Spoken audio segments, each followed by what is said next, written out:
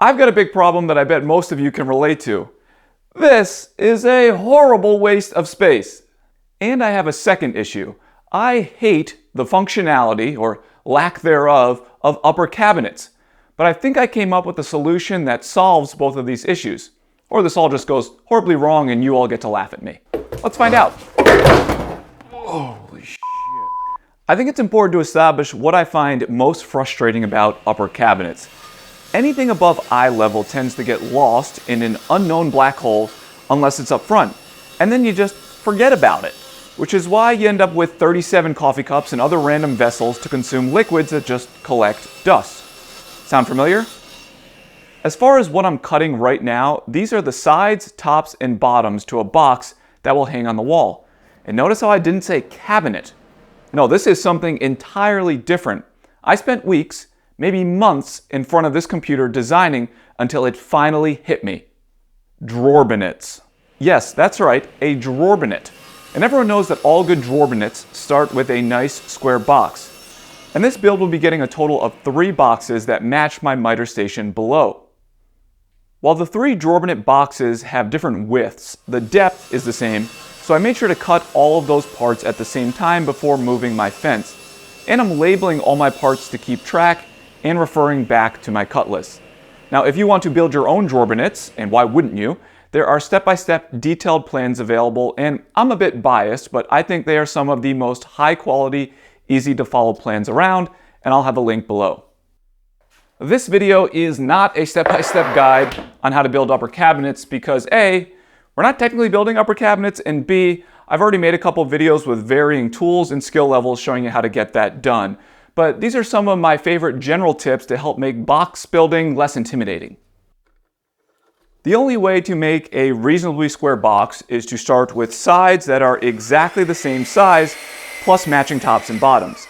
Now, these are the parts for the left side drawerbinet, and they need to be taken down to the final length, starting with the tops and bottom stretchers.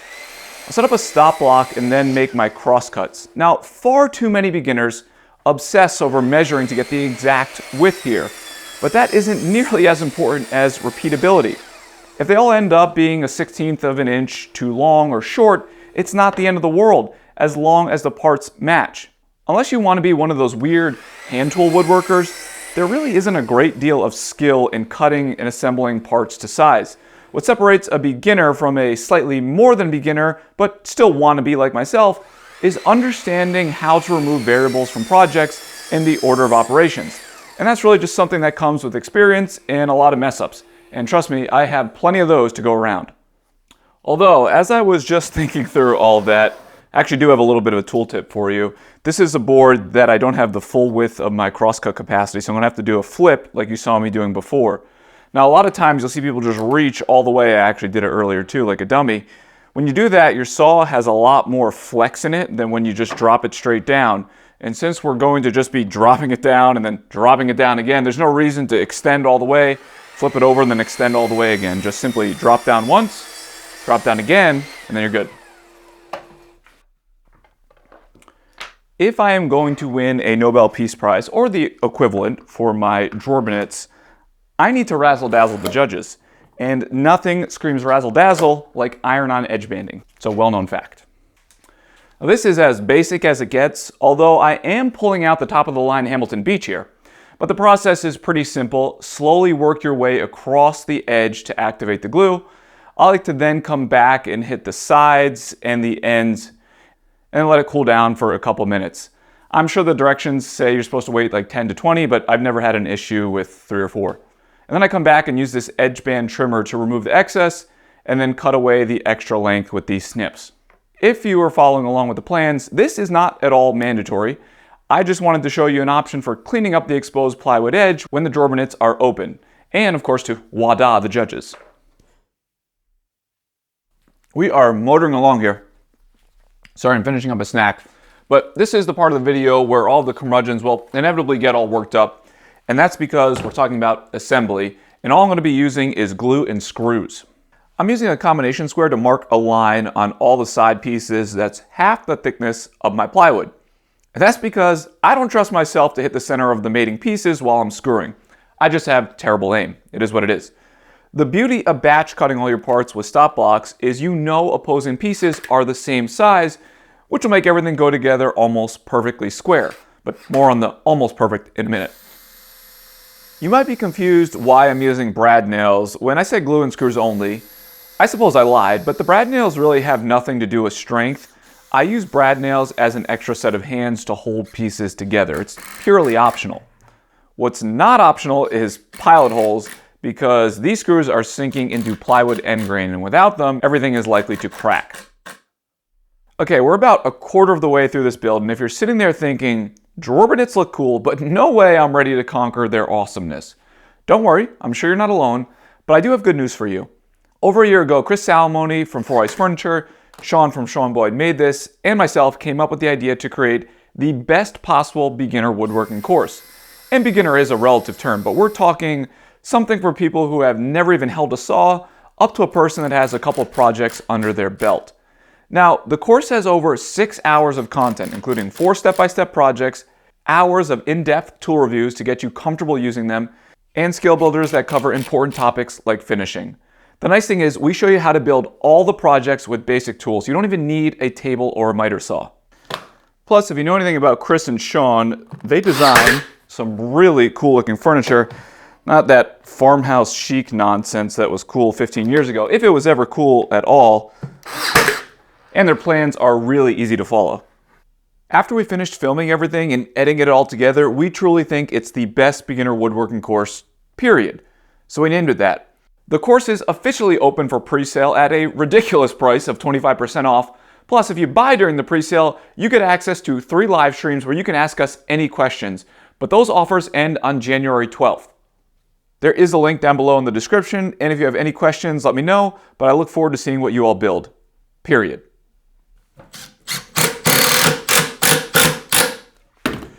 All right, now that I have this box done for my middle drawer bonnet, I can add the rear stretchers. They might technically be called nailers, but who cares? They're gonna add some rigidity and give me a place to screw these into the studs. It's the same operation here with glue, pilot holes, and screw. I have a squeeze clamp reversed so it acts as a spreader, and this will widen up the box so when I'm sliding in the stretcher, or I guess the nailer, whatever you want to call it, it's not going to smear glue everywhere. These are 1 3/4 screws, by the way. I found these at a hardware store about a year ago, and I really like them. But look at that, a nearly complete carcass of the first ever drawer bonnet. The other 2 boxes go together the exact same way. The only difference is I used pocket holes to connect the top, bottom, and the nailers on the left side of the left side box because that has exposed edges and I want to see the screws when I'm walking in and out of the back door. Or maybe it was just I wanted a little more razzle-dazzle. Let's talk about overall squareness. One of the easiest ways to check for square is with a square. Combination square works great, and that looks good. But I like to also check the diagonals because a lot of times there's a bow when you're working with plywood on the side pieces. So go from corner to corner and you should get the same measurement. Now that's an emphasis on should because the reality is you're rarely going to build a dead nuts square box. RIP peanut, by the way, especially when you're working with plywood. Now if you're more than a 1/16 out of square during the assembly, I would try and pull it all into square using a long pipe clamp on the diagonals, and that works really well. But if you're off by a 32nd of an inch, like this larger cabinet, the smaller one over there is around a 64th of an inch out of square, it's not the end of the world. In fact, it's very normal. You don't need to beat yourself up trying to get dead perfect boxes because the reality is, it rarely happens when you're working with imperfect materials like plywood. A key factor to the drawer bonnet formula is dividers. Otherwise, this is just a cabinet, and we definitely don't want a cabinet. However, you need to avoid the temptation to rush through this part because this is an exercise in order of operations and referential measurements. I'm cutting all of the plywood slightly oversized in both directions, barely too wide, barely too tall. And I'm going to apply a little razzle-dazzle edge banding for the judges. And now the fun starts. As far as the order of operations, I have 2 panels like this that will slide in and be the dividers. I'm going to start with getting the height dialed in. So I'm going to take this measurement, then set up a stop block on the crosscut sled and slowly sneak up on the fit until I get it just right. You could of course use a miter saw for this. I'm just showing you different options, people. Now, if you started with trying to dial in the width of these boards to match the depth, you wouldn't be able to test the fit because they're too tall. And I like to make it even easier on myself because I'm using a scrap piece of wood for this depth fit, because it's easier than fiddling with the full-size piece and a really tight fit over and over again. And I even put on some edge banding because the edge banding does add a little bit of thickness. The choice is yours, but at this point, I'm not even looking at measurements for my drawings. Everything is referential, which is why you never want to cut all project parts before you start assembling. Do it as you go along. Okay, that was the easy part. Well, I guess this is also easy, but you could definitely make this complicated. Because we have two dividers, I'm going to clamp two scrap pieces of wood here to the front, and then I'm going to take that measurement so we can equally divide this by 3. This will account for the actual thickness of your plywood because, again, plywood is never actually the listed size and yours might be different from mine. This is also why I encourage you to use plans as a roadmap and less of a cut to this exact length and then that exact length, because things change throughout the build. Now I can cut the spacer blocks to match this newly discovered dimension and use those to position my dividers in the perfect spot, and then glue and screw them into place from the top and the bottom, plus the nailer stretcher thing. And notice that I've got the box on its back because it makes everything easier to work with in this orientation. Then we can move the spacers over to the right side and install the second divider. Easy peasy, 3 perfectly sized cubbies ready to turn this into a full-on drawerbinet. Now comes the fun part. It's time to build some pull-out drawers for these boxes. I don't even know why I'm measuring right now. I just cut spacers for these. I know what the dimension is. Idiot. Never claimed to be the smartest person, but as I was saying, I waffled back and forth on the best way to make these pull-out drawers, and it wasn't so much on the how to make them. I think that's the easy part. It was making sure the drawers wouldn't torque too much because, like me, they are somewhat tall and skinny. I'm a solid 5'10", by the way. Now, I should give credit where credit is due. Math and science are not my forte, so I consulted with my buddy Scott Walsh, who also happens to be tall and skinny, and he said the slides need to be centered in the box if this is going to work at all, and that's a big if.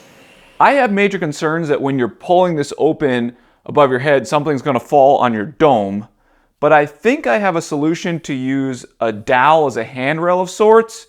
And my gut tells me the best way to do this is to drill a hole in the opposing faces of the drawers at the same time before I assemble everything. Remember folks, getting better in woodworking isn't so much about getting better making cuts, it's about planning and reducing likely human error. Alright, let's try and put one of these together to see if this plan is actually a plan or I need to go back to the drawing board. Also, I should have just used a drill, not a Forstner bit. I don't know why I tried to get cute there. Use a drill if you do this. While I do this assembly, it's funny story time. Even though my shop is at the house, I tend to do a lot of snacking during the day instead of a big lunch. It's just easier for me and I don't get all sleepy. But I'm not a sweets guy, more of a meat and potatoes fellow. Anyways, I got a box about 3 to 4 weeks ago and it's from Chomps with explicit instructions to make sure I save some for this video. Well, that was wishful thinking on their part because like I said, I'm a meat and potatoes guy and I have no discipline or self-control and I'm hungry. And this tastes really good, so I kind of sort of, but definitely ate both packages. And they had to send me another couple bags. Sorry about that, Chomps. But I feel like that's an awesome endorsement, right? I mean, I could not stop eating them. Other things I like about these, they are 0 sugar with 12 grams of protein, and it's just perfect for when I'm doing activities or out and about in the shop. I actually think about 50% of the consumption from those original bags came from me eating them before hockey or during golf. These are spacers, by the way, for the center shelf, so I don't have to measure, and it has something to rest on when I start screwing into place. But if you're a Chomps lover, let me know what your record is for most eaten in a week and your favorite flavor down below. I think I have the record for most eaten, so you're not going to beat that. But favorite flavor, I would lean towards the jalapeno. This is a new box, by the way. I wasn't lying. I haven't even opened it. It just came in. But I do like these in the morning. It's a tough choice. If you're interested in learning more about Chomps or finding one of the 20,000 stores that carry them, head to the link down below. And a big thanks to Chomps for sponsoring this video. Time for the moment of truth. I mean, it should work. I did put a little bit of a taper on the end of the dowel. Getting in isn't what I'm worried about, it's just getting all the way through, but let's find out together. So the taper goes in easy, and then, oh yeah, we'll know more very shortly. Oh, it's working. It's working. They come out? Oh yeah. Glue can't fall off. I'll flush trim off one side, tap that one back through, and we have handrails. Woohoo! A couple more taparoos on the other sides and we are fully protected. And don't worry about the plywood blowout. The front is covered by the drawer front, and the back is, well, the back. It won't ever be seen. The inside faces protect themselves by how we drilled everything together. These builds are really fun because you start learning things as everything comes together, and what I'm realizing right now is that drawer bonnets are going to be the perfect solution for customizing storage, like that really shitty sandpaper holder that you always see behind me and I constantly knock it over and scream at myself. So I came up with a plan here to build something integrated into the next box. Let me demonstrate with a little show and tell. This will be our front panel, and I'm going to cut grooves into it. But I also need a center divider because I don't want this going the entire depth of the box. That's just too much. The problem is if I cut those grooves at the same time, they're going to be offset by the thickness of that base. So the easiest way to account for that is to just put a scrap piece of wood up against your fence while you're making your cuts on the table saw.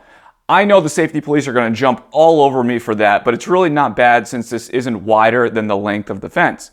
However, if you're not comfortable with that, here's a neat little trick. You can use green or blue tape plus CA glue on both pieces, temporarily hold them together if that makes you feel more comfortable.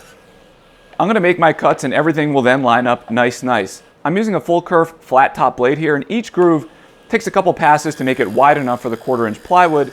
And my grooves are going to start 2.5 inches from the bottom panel, and I'll start a new groove every 2 inches. But you can customize these to fit your own needs.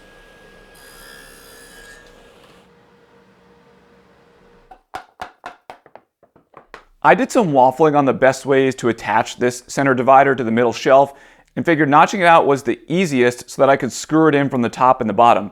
Now, I was able to repurpose those spacers for setting the middle shelf in because they are the exact length that I need to start the notch, and then I can cut all that away with the jigsaw.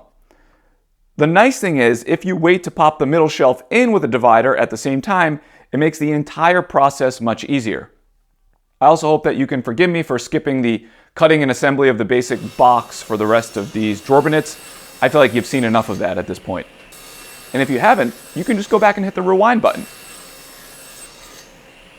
I've been going back and forth on this, but I think I'm going to leave this open floor plan style, like one of those fireplaces you can see from the bathroom and then from your bedroom. Never actually seen one in person, but they sound cool. Since this won't have a back on it, I need a way to stop the shelves from sliding all the way through my fireplace out the other side. I'm going to try and use these black spacer ball thingies. I'm not sure of their actual name, but I use them when I'm making shaker style doors to keep them from rattling.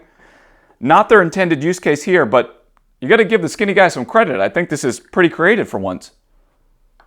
All right, I've decided to go pimp my ride on one more drawer bonnet box, and this just popped into my head when I was flush trimming the handrail. I am forever using things in rolls like the tape, that edge banding, and I think I've come up with a way to neatly store them using some extra dowels. You're looking at what will eventually become a center divider depth-wise. And I'm just going to mess around here with the dowel placement so that I can stack 2 rows on each side. Now the trick is going to be making sure that I offset the dowels so the opposing sides don't create one long super dowel. Although maybe the judges will be more impressed with the super dowel than the razzle-dazzle edge banding. Nonetheless, this is a much more appropriate use of a Forstner bit than I did before, and I made sure to drill these in at a slight angle so my rolls won't roll away when I open the drawer. Same idea here though, that the center divider is easier to install while you're doing the middle shelf. All right though, be honest, which one of these do you like better, the sandpaper holder or the weird looking ring toss game? Also, I'm having a bit of a change of heart about the upper middle box. I'm not ready to get you all worked up yet, so let me sleep on it because I'm absolutely exhausted. Drawer bonnet life just has me worn out.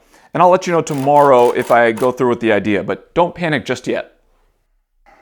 It's a well-known fact that a good drawer binet needs a good front binet, and I felt like a shaker style is the best play here to match the look of the miter saw station with the hardwood and plywood combo. I'm going to construct these a little different than a normal shaker door. The rails and stiles are pretty thin too. A standard 2-inch felt too chunky for the narrow drawer binets, and us skinny things need to stick together. Since these are a full overlay front, getting the stile height is easy. It's just the height of the box. The rails require a little math. Your box width minus the total stile width, in this case 6 at 1.5 inches apiece, so 9 inches. Finally, subtract your total reveals, which is 2 1/8-inch reveals, and then you divide that total number by the number of rails, which is 3. Now I made that sound pretty easy, and it is, but I definitely sat and stared at the drawer binet for a while, quadruple checking my math, because I tend to have the math skills of a 12-year-old when I get in the shop. There's a whole bunch of ways you could glue the frames together. The easiest and most accessible is dowels. Now I'm only going to drill one dowel in each joint because these are pretty small, and quite frankly, they just don't need the extra strength. How the back panel is attached makes these quite beefy. Although, the more I sit here and think about it, you likely don't even need the dowels at all. My bet is the butt joints with glue and the back panel would get the job done. But that's for you to decide if you want to make your own, and why wouldn't you?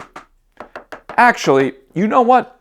I feel like people, myself included, always make these blanket statements in videos like that where you could just not use the dowels. So I'm going to put my money where my mouth is and try it on one of the doors, and we'll see what happens. If it falls apart in a couple months, you'll be the first to know.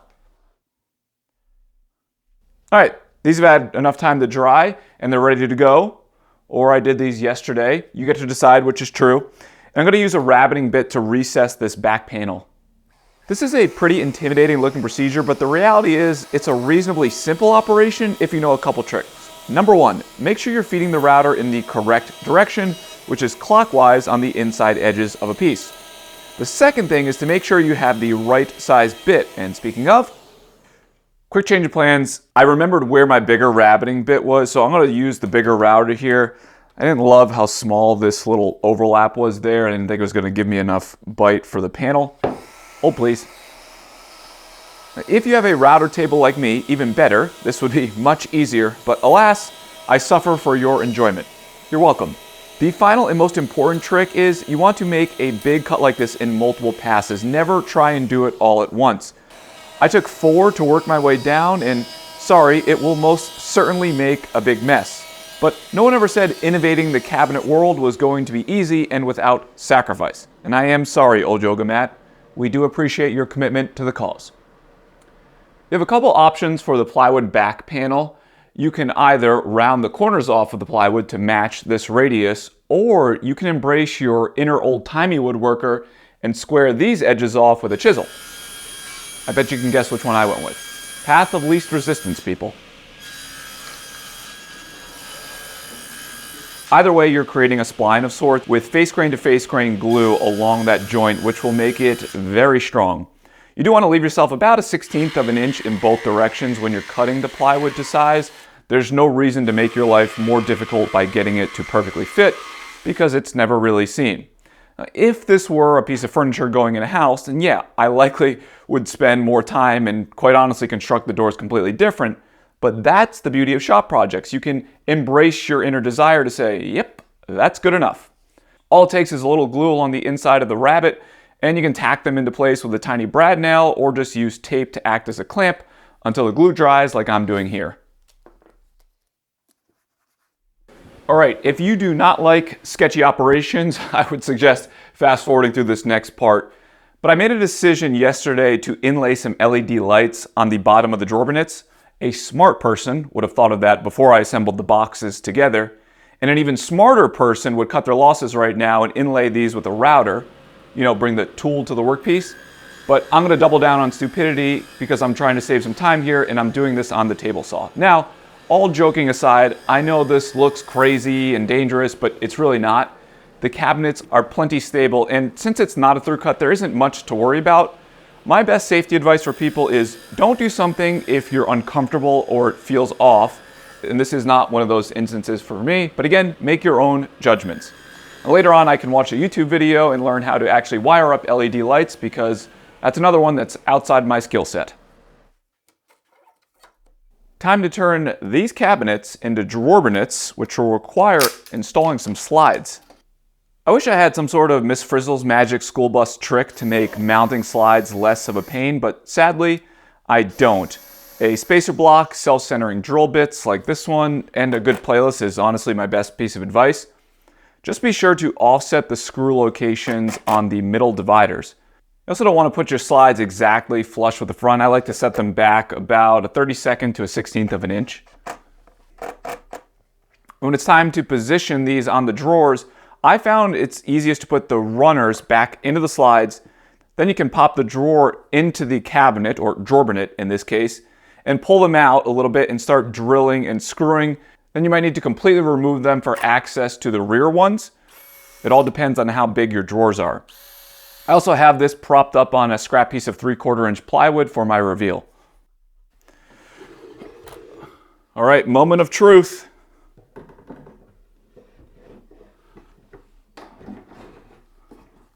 Oh my God, just give me the Nobel Peace Prize now. I have done it! I have innovated the cabinet world! Drawerbinets!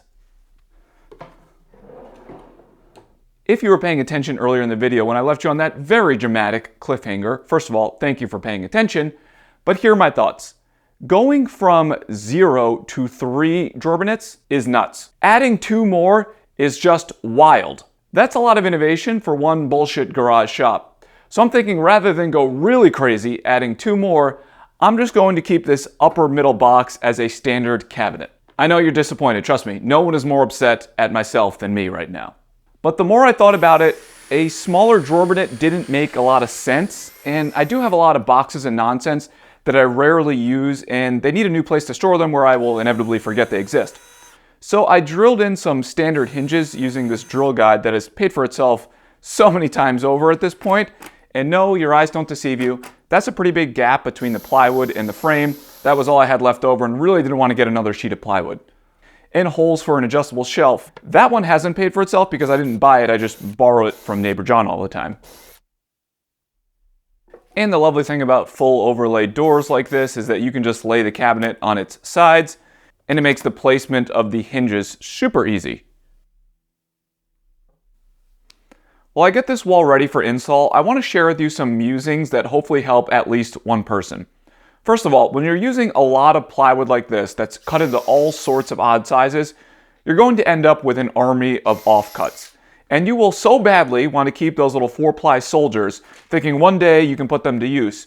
Do not do it. Throw them in the trash. As unlikely as it is to use scrap hardwoods, it's even less likely to use scrap plywood. Second musing, big shop projects are like moving. You get all excited at first, and then halfway through you start to question everything. Then you get all happy again because you think you're almost done. But just like moving, you end up taking 6 more trips to get all the little odds and ends that didn't fit in a box, like that old collection of DVDs that you moved 4 times even though you don't even own a DVD player anymore, causing you to get very grumpy again. And all of that is to say, you need to embrace that this will be a big undertaking. You're likely not nearly as close to being done as you think, but it will all be worth it in the end. I hope. And of course, right on cue, after making the analogy about moving, I just remembered why I hung these a certain way 3 years ago. Like a 1800s Amish Neanderthal, the previous homeowner used nails to put these pieces into the wall, and I couldn't get them out then. I don't know how I'm going to get them out now, and that somewhat throws a wrench into how I was going to mount this, so stay tuned, I have some thinking to do. Now, maybe I was just very weak 4 years ago, or perhaps I just accepted that the wall wasn't going to fare well because I was able to get those wood strips off the wall and the nails out. I think it took me around 30 minutes using a combination of my multi-tool and a hammer. And one last plea, please do not nail things into studs, people. Okay, home stretch, I'm using this 2x4 as a ledger to hold the cabinets up as I mount them on the wall. Now, at least the Amish Neanderthal did me a favor because I knew exactly where all the studs were and I could measure from the edge of my box to get the screws started in the nailers. That way I don't need to fuss with it while holding everything up. Speaking of, I would suggest having a friend help you because if you accidentally miss a stud on the first screw up top, I can confirm it will snap your bottom screw in the stud and almost kill you. Holy shit. What an idiot! Arguably my most athletic feat I've done in years with that catch. But let's pretend like I did that on purpose for dramatic video flair. Moving on. Double check you're actually sinking the screws into the studs and not barely missing. The center cabinet is light enough that you should be able to just hold it up without a ledger and hang it in place. And once it's up, screw them together from the inside. Then you can repeat the same procedure as the left box, minus almost killing yourself. Let's talk quickly about the pros and cons of drawer bonnets. Clear pro, you're supporting one of the great cabinet innovators of our time. Also, they might not store more items, but they definitely store the same amount more effectively. Cons, pricier because they do use more plywood, making boxes inside of boxes. And another con, they are quite heavy when you build them this big. But I'm going to give you some final thoughts at the end to tell you what I actually think of these and if they're really worth it. Because right now, I still don't know. Thankfully, I didn't listen to my own advice and I saved this scrap piece of plywood. I'm going to use it as a third hand of sorts. While I install these drawer bottoms, I'm just going to temporarily clamp it in place. That should help me out. Now, your first instinct for installing the fronts is likely screwing them in while the boxes are still on the workbench, because it's easier. And you're not wrong about the easy part, but you never know how boxes will actually hang on a wall, and walls are rarely flat. So it's best to wait until they are up and connected together. Thankfully, it's not so bad if you go slow, using shims to space the reveals, and the drawer handle screw holes to temporarily hold the front in place before screwing it in from the back. I decided it was best to work from the middle out because if something was a little off, I prefer to hide it on the outside reveals, that way it won't be as noticeable. After that, it's time to grab those last DVDs in the upstairs closet before finishing, and that meant installing the drawer bonnet pulls, which match my miter station below, clear attention to detail by the way for the judges.